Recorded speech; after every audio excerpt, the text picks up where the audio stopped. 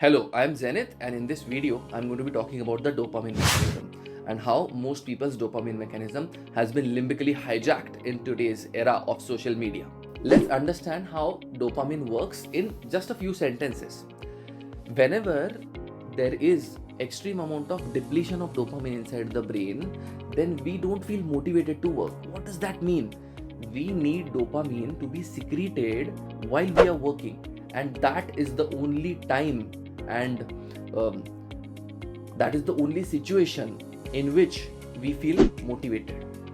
That means if a person is working, then that person has to have some future perception and cognition of what rewards that person is going to get. And if there are no particular positive rewards, then that person has to have some cognition of, because of being engaged in that particular effort, process or endeavor, what are the negative consequences they are going to circumvent and avoid in their own future. Now, avoiding negative consequences is also based upon the secretion of dopamine. Avoiding negative consequences is a present moment reward in itself, and the human brain and mind is rewarded when dopamine is secreted.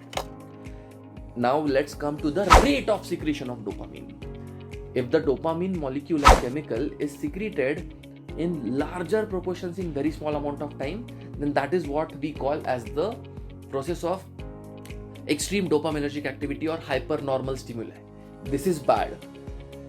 Such hypernormal stimuli are actually very rare in the state of nature, but because of modernity, because of using energy rampantly, we are able to create a universe around us or the space around us in such a manner, the sociological and psychological and practical realities around us in such a manner that hypernormal stimuli are abundant post-modernity. So it depends upon us how we can smartly control, rate limit and limit the amount of time we engage in hypernormal stimuli based activities.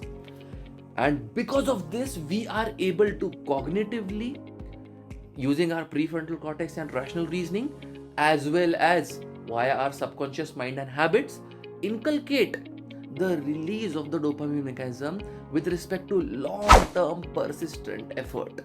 Any kind of effort and success in life requires a lot of dedication and time and hard work, persistence, perseverance. But today is the era post-modernity of extreme dopaminergic activities. And because of that, what happens? We all are used to easy secretions and releases of dopamine, easily dopamine being released, easily dopamine being secreted. And this easy and very quick and devoid of the effort process release of dopamine implies that our dopamine stores are being depleted, and hence we cannot fixate our dopamine mechanism on something that is rewarding, that is based on the efforts that we have made.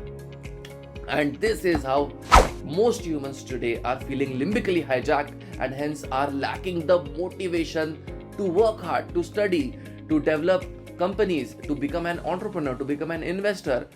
Most humans are today lacking the discipline, and it is because we have let our dopamine mechanisms get fixated on social media, on porn, on dopaminergic stimuli like sugar, ice cream, like Coca-Cola. All these dopaminergic stimuli are extremely harmful. They should be extremely rate limited and absolutely limited out of our human lives. And we should tend to fixate our dopamine mechanism back onto the effort process and effort making and taking activities, like learning a new skill, like learning to program, like learning, let's say, the guitar or the violin, like learning public speaking, like learning any kind of effort process based reward cycles. And that is when we'll feel happy and motivated.